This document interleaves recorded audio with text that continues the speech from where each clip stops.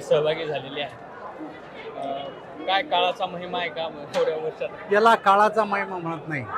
या देशामध्ये मोदीचं नेतृत्व हे जवळपास या देशातल्या सर्वसामान्यांनी मान्य केलेलं आहे आणि ही मान्यता मिळाल्यामुळं आता ज्यांनी कोणी आतापर्यंत लोकप्रतिनिधित्व केलं, मग ते कोण्या पक्षाचं असो, त्यांना असं वाटायला लागलं की NDAमध्ये शिवसेना आणि राष्ट्रवादीसुद्धा आहे, तर आपणसुद्धा आता मोदीच्या नेतृत्वात काम केलं पाहिजे अशी भावना त्यांची झाली आणि त्यामुळंच आज त्यांनी शिवसेनेमध्ये प्रवेश केला. बावनकुळे यांनी असंही वक्तव्य केलेलं आहे की राज्यात पुन्हा आणखी काही जरी मोठे नेते येण्याची शक्यता आहे. आणि मला असं वाटतं की आता जसजशा निवडणुका जवळ येतील तसतशी ही प्रक्रिया सुरू होईल आणि जे कोणी नेते येतील त्यासाठी केंद्राने एक आमची समिती नियुक्त केली आहे, कोणाला घ्यायचं कोणाला नाही घ्यायचं. जर येत असेल कोणी तर आमचे वरिष्ठ नेते निर्णय घेतील. पण त्या महाविकास आघाडीतल्या जागा वाटपातला पहिला बळी इतका ते म्हणजे त्रिकूट जे आहे उरलेलं.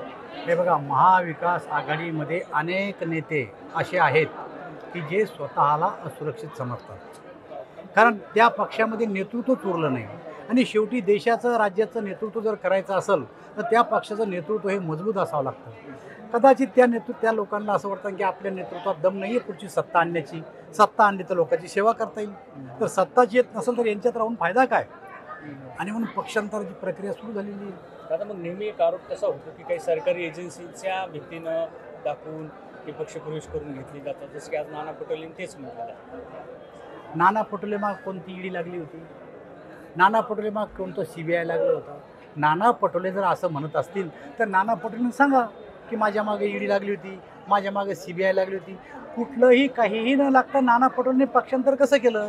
याचाच अर्थ असा आहे की ज्याला पक्षांतर करायचं असेल तो स्वखुशीना करतो. सरकारी यंत्रणा ह्या स्वायत्त आहे, ईडी स्वायत्त आहे, CBI स्वायत्त आहे, ती स्वतःचा निर्णय घेतात. अशा प्रकारचं सरकार कुठल्याही प्रकारचा निर्णय घेत नसतं. आता असे पक्ष प्रवेश आता भविष्यात पण पाहायला मिळतील. प्रश्नच नाही. अनेक लोक पक्ष प्रवेश करतील.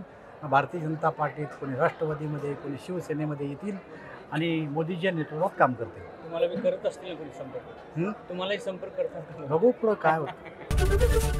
ABP माझा, उघडा डोळे बघा नीट.